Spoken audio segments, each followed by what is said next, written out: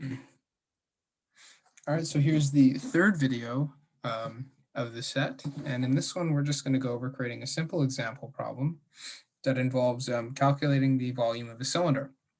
So before you create your question, before maybe you have an idea for a question in your head and you want a place to develop it, most professors like to do this in a more simple space like PowerPoint, instead of just going straight into the coding and coding as you go. Yeah, so like I mentioned, most instructors like to use PowerPoint. I'll show you what that looks like. So here's our example problem. As you can see, here's the title. It says Assignment 1, Question 1A. So there's two parts. There's Part A and Part B. It also prints out the weight and the number of attempts. So just going through it here, the type is numeric. So the context is going to be numeric. The question is just consider a cylinder of radius r meters and height h meters. What is its volume?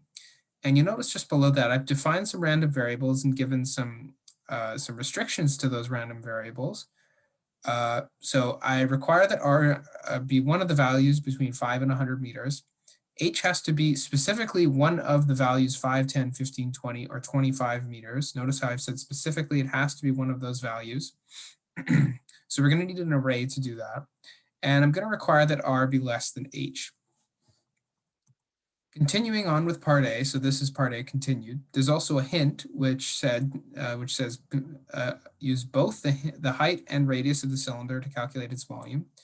The solution is just V equals pi r squared h, and there's also a figure which we already uploaded. Part B is a multiple choice question. It has weight 1 and 3 attempts. As I mentioned, type is multiple choice. The question, the units for volume is, and then the options cubic meters, kilograms cubes, and seconds cubed, with cubic meters being the correct answer. So let's put that into practice, and let's actually do that in our WeBWorK course. So what we're going to do is we're going to be in assignment 1 here. So click on assignment 1, and we're going to do the second problem.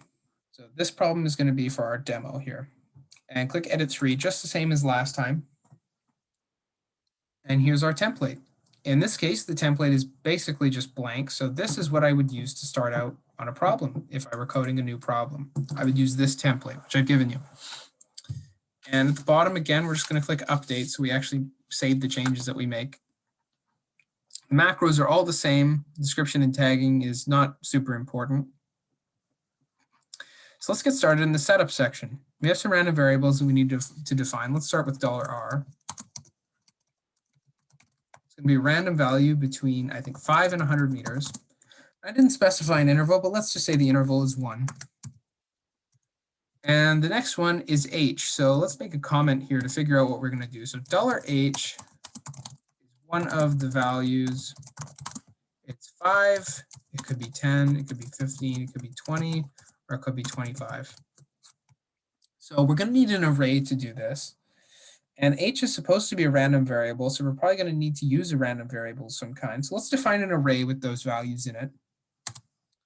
Let's call it H underscore array in all caps equals and 5, 10, 15, 20, 25.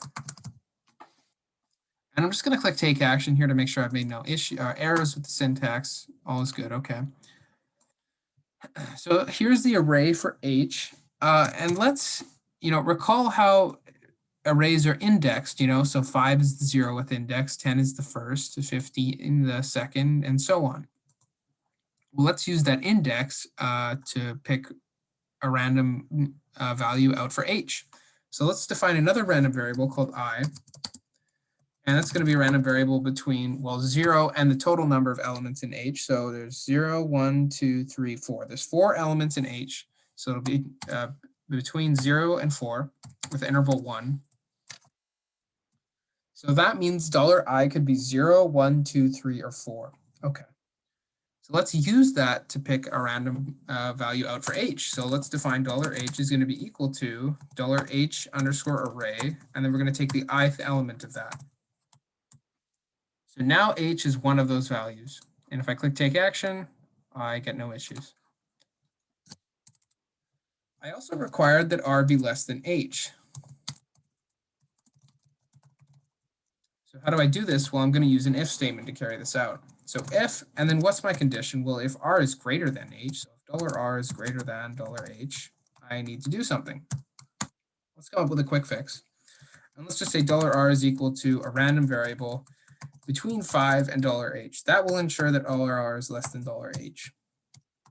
And you notice I could have just defined the question such that this was the case always, but I just wanted to demonstrate how these if statements would work. So I'm going to click take action and no issues. Next, I want a subroutine to calculate the volume.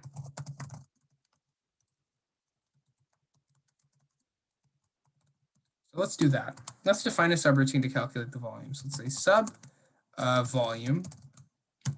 And we're calculating the volume of a cylinder, so we need two variables, R and H. So my $R shift and my $H equals shift.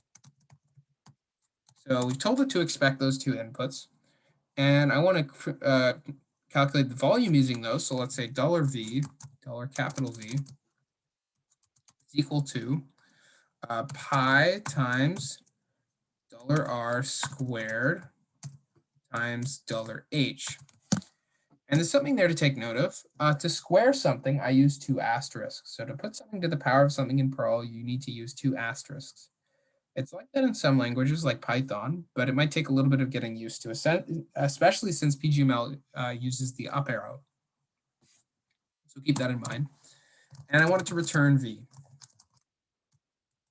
And then close it up. And if I click take action, hopefully it works. Okay, it works. So let's go down another line or two. And we have enough information to define the answer. So let's define the answer. $answer, let's just say defining the answer. So $answer is equal to the volume subroutine with $R and $H as inputs. And that works. Now we have to do part B. Now we have to set up part B. So part B is next. And to do that, we define our pop-up variable. So pop-up is equal to pop-up. And our options were meters cubed. They were kilograms cubed. And they were seconds cubed. Those are our options. And the correct one was meters cubed. Let's click take action. And it works. So that's our setup. Everything looks good so far. Now we just have to write in the PGML. So to do that, we're going to need to write in a little bit of a preamble. We need to display an image, and then we need to provide a text box for the volume question and the pop-up multiple choice box for the multiple choice question. So to do that, let's start off with the preamble. So consider a cylinder of radius R. So let's put in the actual number. So of radius $R, we're referring back to something we wrote earlier in the Perl section, meters, and height $H. So again, referring back, meters. And let's click take action, make sure that that's displaying okay, and that looks fine. So it looks like I have radius 5 and height 5. That's fine because I didn't say R had to couldn't be equal to H. That's fine. And next we're going to display an image. I didn't show you how to do that earlier, but it's fairly simple. You just kind of have to copy, paste, or memorize the syntax. So the name of our image is cylinder.png. So what I'm going to do here is I'm going to put open bracket @ symbol, space image, and then in parentheses, quotation, the name of my image, which is cylinder.png, comma, and then I'm going to specify a width and a height in pixels. So the width is equal to, and notice how I've used this greater than symbol as well. That's a common part of the syntax. 150, and height is equal to, again, 150. Let's just make it a square image. And then close it up, @ symbol again, close the bracket, and asterisk. Click take action, and it displays. So the student can click on it to enlarge in it and view it a little bit better if they need. That's the image. Okay, let's do part A of the question now. So part A is just calculate the volume. And to do that, they need a text box. So let's make an equation, v equals, and then close up the equation, give them a text box. And then recall the answer is, we've already defined it, it was $answer. So click take action. And that looks fine. Next is the multiple choice question. So let's go down a couple spaces. And let's make a multiple choice question. So part B is, what are the units for volume? At least in this case. To do this, we open up our text box, and then the answer is just the pop-up variable again. And we click take action, and it looks fine. So let's just do a little test of the question, or actually, no, I'm going to do the hint and solution, and then we'll test it. So that's done. That's the main bit. So let's do a hint. I think that the hint was, let's make it a big hint. So use both the radius and, so that's a big hint. And we click take action. And why don't we see if we can get that centered so it's more obvious. So to do that, recall we use the greater than, less than symbols. And let's see if this works.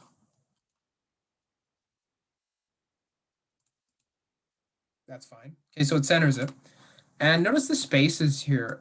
These spaces need to be here, otherwise the symbols will just display as is. So be careful with that. There's our hint.